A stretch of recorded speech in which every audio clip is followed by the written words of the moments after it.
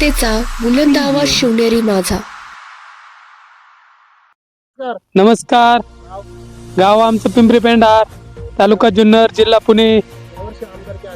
हा आली ना भरपूर.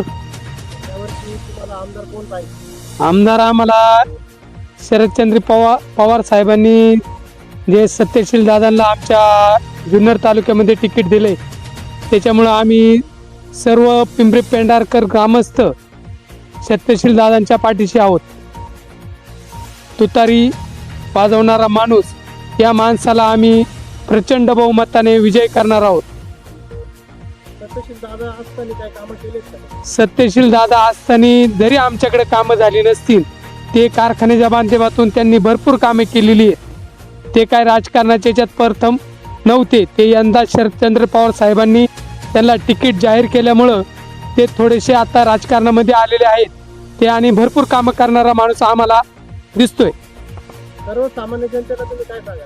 सर्वसामान्य जनतेला आम्ही सांगतो की तुतारी वाजवणारा माणूस याला प्रचंड बहुमताने आपल्याला विजय करायचं आहे.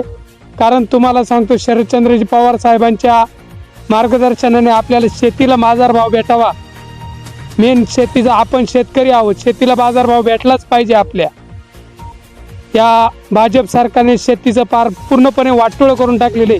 शेतकऱ्यांना काही बाजारभाव भेटत नाही, मजूरदारांना बी नोकऱ्या नाहीत, कामं लोकांशी हे झालेली आहेत. त्याच्यामुळे ना शरदचंद्रजी पवार साहेबांचाच हे निवडून यायला पाहिजे अशी आमची अपेक्षा आहे. पिंपरी गावातून तुमची जनता कोणाच्या मागे? आमच्या पिंपरी पेंढार गावामधून 70% जनता शरदचंद्रजी पवार साहेबांच्या पाठीमागे.